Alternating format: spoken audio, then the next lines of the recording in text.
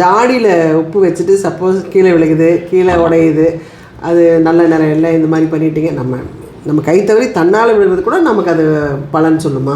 உப்பை பொறுத்த வரைக்கும் நீங்கள் உப்பு வந்து பார்த்தோம்னா ரெண்டு விஷயமா. உப்புக்கு வந்து நம்ம ஆல் ஓவர் இப்போ வந்து யூடியூப் ஃபுல்லாகவே என்ன ஆயிடுச்சுன்னா உப்பு வந்து சுக்கரன் சொல்லிட்டாங்க.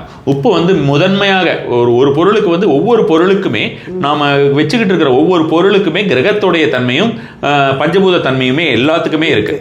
அப்போ நம்ம வந்து அந்த ஒரு உப்பு ஜாடி அப்படின்ற மாதிரியான விஷயம். உப்பு வந்து சந்திரனுக்கு உண்டானது, முதன்மையாக சந்திரனுக்கு உண்டானது.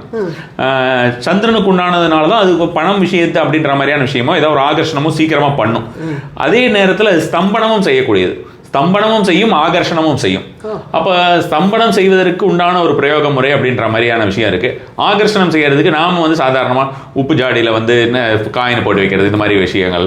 இதே சந்திரனுக்கு உண்டானதான் உங்களுக்கு அரிசியில் பார்த்தீங்கன்னா நம்ம அம்மாலாம் காயின் போட்டு வைப்பாங்க, அது மாதிரியான விஷயமா இருக்குது. அன்னபூர்ணி ஐடல் போட்டு வைப்பாங்க. ஸோ இது மாதிரியான விஷயம் அதெல்லாமே அந்த சந்திரனுக்கு உண்டானதான் இன்னும் மேம்படுத்தக்கூடிய ஒரு தன்மையாக இருக்கும். அப்போ நம்ம சாதாரணமாக நமக்கு தெரியாமல் கீழே விழுந்து உடையிறதுனால வந்து எந்த ஒரு விஷயமும் இல்லை, அது எல்லா இடத்துலையுமே நடக்காது. இப்போ நிறைய பேர் வந்து கடுகு கீழே விழுந்ததுன்னா பிரச்சனைன்னு சொல்லி அந்த மாதிரி இருக்கும். ஸோ அப்போ அந்த கடுகு அப்படின்றது உங்களுக்கு சனியை குறிக்கக்கூடியது அப்படின்ற மாதிரியான விஷயமா இருந்தால் ரொம்ப இறைக்கக்கூடாது அப்படின்றது தானே தவிர எல்லா இடத்துலையும் இருக்கக்கூடாது அந்த மாதிரி விஷயமா அதுதான். அதே மாதிரி எள்ளையுமே வந்து பார்த்தோம்னா எள்ளு சாதாரணமாக வீட்டுக்குள்ளே விழுந்தாலே எல்லாரும் ஒரு சில பேர் பயந்துக்கிறவங்க இருக்காங்க. அப்படி கிடையாது. அது மாதிரியான விஷயமாக நம்ம வந்து ரொம்ப ஓவராக எடுத்துக்க வேண்டியதில்லை.